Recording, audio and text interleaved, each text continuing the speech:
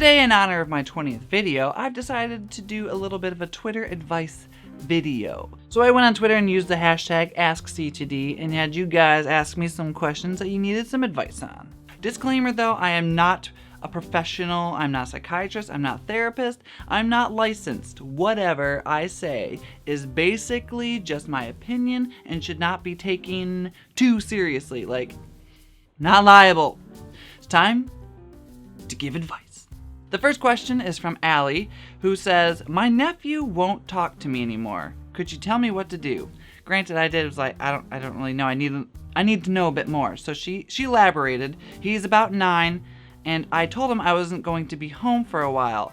And after that, he wouldn't talk to me. He's about 9, so a week to him, or however long you're going to be gone, seems like an eternity.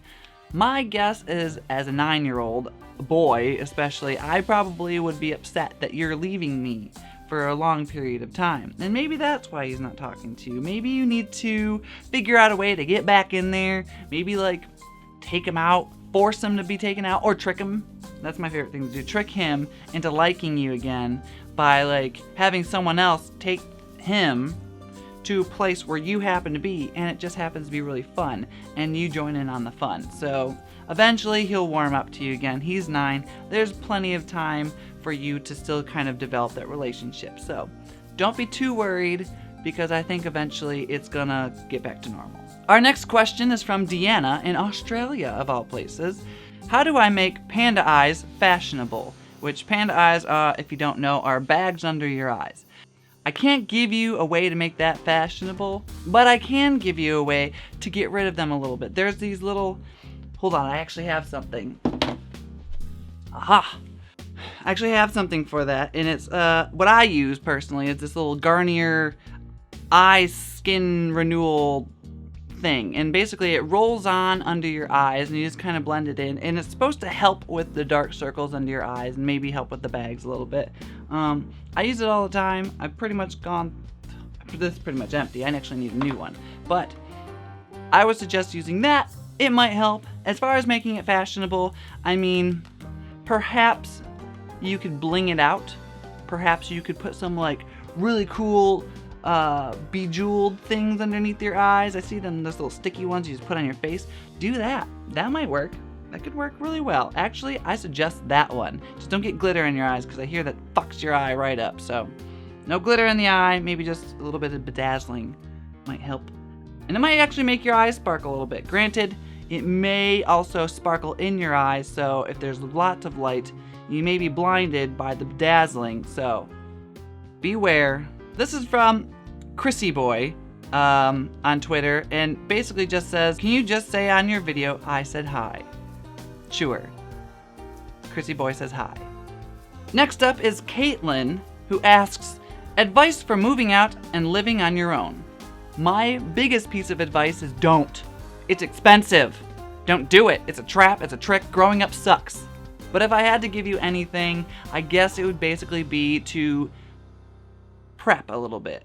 Have a plan going in, because just going sometimes screws you. I mean, there are people that be like, oh, I did it and it wasn't so hard. Sometimes things get a bit tricky. My suggestion is plan out how much you need to save up or how much you need to have per month, because bills pile up and there's things that you don't even think of. There are times when you need to think of insurance, you need to think of groceries, you need to think of cleaning supplies. You have to think of all these things. So maybe go to your parents or go to someone, an adult who knows about these things, and maybe have like a list like of what they pay and what ballpark they think that you might need to pay for that thing. Like whether it be for the gas bill, whether it be for the electric bill, whether it be for water, whether it be for the rent. All these things take into consideration. Make it a list, and then you could find out how much you might need monthly. Maybe you need a roommate, maybe you need your boyfriend, a girlfriend, someone to live with you. Whatever you need to do, just have a plan. That's the best thing you could do before moving out on your own and just being surprised by all the money that you're spending. Because at first it's like, oh, I can do this, that rent's easy. But then you don't consider the fact that you need to pay the water bill, the electric bill, the cable bill. All these things come into play. Plus there's groceries. So all your paycheck just goes down the fucking drain right then and there. So have a plan. Always have a plan. Have a plan. The next question is from Jandog, who asks, advice on how to be a better meme / trash can since I'm online a lot. Me being a meme below. And she sent a picture. You know what the best thing you could do is? Literally put it out on the internet. Go on reddit.com. I think there's a subreddit basically about like roasting yourself and things like that. Put this on subreddit, that subreddit, or look it up. I don't know if it's a subreddit, that's what the subreddit's called, but look it up and see if you can find it, and then just have people go after you. There's a bound to be gold made there. Like, people are vicious. People can be vicious, and if you want yourself to be a meme / trash can, I suggest that, because this is quite the picture. I mean, I don't even know what you look like. I mean, part of me says you look a little bit like, Valkyrie, because you had like this discoloration here from the blurriness. I don't even know what's going on in this. Are you, like, am I seeing you through frosted glass? Like, what's happening? The next question is from someone who's not on Twitter, but someone's asking for them. How do you respond if a girl with power were to publicly humiliate you in front of a guy you used to like? Beat the fuck out of her. You just go after that bitch like you think she's a piece of meat and just rip her apart. I mean, really in this situation, it's a lot like prison. Now, I mean, maybe not beat her up. That's probably the worst thing to do. But find a way to publicly humiliate her. It might take a little bit of time and whatever, but you need to find a way to get your perfect revenge, because I ain't gonna be doing that. I ain't gonna handle someone fucking with me, so you better fuck back real hard, if not harder than what she did to you. I'm not exactly sure what she did, but if it was enough to be spread around the whole school, you have to consider that there's gonna be some type of retaliation. So come up with a plan. Actually, I have a video on haters and bullies. I'll put it in the description below so you can find it. It's got lots of plans and ideas for you to deal with the situation. So go down there, look at that video. So Catherine from the Netherlands asks, what are some good ways to not care about someone or something? Like, how do you not give a shit? Like this. Sometimes it's easier said than done. Not giving a fuck is a little bit of a talent. You have to be fucked over so many times before you start going, you know what, fuck off. I don't give a fuck anyways. Now, it seems a bit harsh, but to give zero fucks, you need to be a little bit battered. It takes a bit of time. But eventually, you just get fed up. You'll just get fed up with it. And that's the point where you start realizing, was it all worth it? Was it worth my time to be distraught and upset this whole time? Or would I just rather be fine? I would rather be fine. So sometimes overthinking leads to giving too many fucks. But just letting it go and kind of just going will help. Nathan asks, I was gonna ask if you have any advice to give about my crush. I'm 11, I'm bisexual, I go to an all-boys school, and obviously it's a new school, so most people are meeting each other for the first time. So if you have any advice, I would appreciate it. I would also add that I'm shy, and I don't even know if he likes other males. That would be awesome if you could add that. I'm gonna say this. You're 11. Don't worry too much right now about crushes and other boys. Worry more about making friends, because at 11, you want to start making friends and enjoying what you have with each other. And not in that, oh, I want to date them. Oh, I want to be crushes with them. Oh, I want to like hold hands with them in the hallway. People are too hung up on the idea that they need someone else. You know what? Enjoy yourself. Enjoy the time that you have by yourself. Enjoy your friends. And so what if he doesn't like other guys? Be his friend. There's a reason why you like him, so just be his friend. Maybe somewhere down the line, when you're older, when you're like in those awkward teenage years, and he's willing to experiment, fine. Go at it then. And I'm not saying to hide your bisexuality. By any means, don't hide it. If you feel safe in an environment that you feel that you can be bisexual and no one's going to say anything and no one's going to beat you up and it's a good environment, go for it. Usually people will love you more for being yourself. So just be yourself. And don't worry too much about this crush. Just be his friend. Just say hi. Just say hello. That's it. Just say hello. Spark a friendship. A lot of times, the best things about a relationship is that it's basically just hanging out with someone all the time. What's so bad about that? So, spark that friendship, spark that relationship now. Don't worry about him being a crush. Don't worry about anything else like that. Just be friends. Enjoy your time. You're 11. Rebecca on Twitter asks, okay, I need advice on how to get your parents on board with the idea of a tattoo. Now, my parents had different views on tattoos.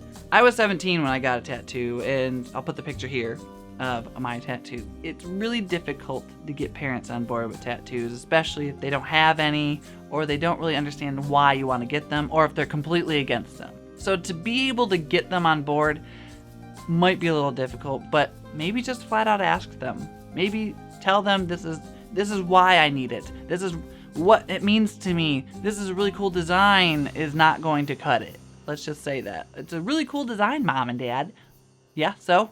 You gonna love it in 10 years? How are you gonna argue against that? Yeah, I'll totally love it in 10 years. That's your only argument. That's all you got. But there's meaning behind it, and there's meaning behind your tattoo. You might be able to sway them a bit more. So maybe try that.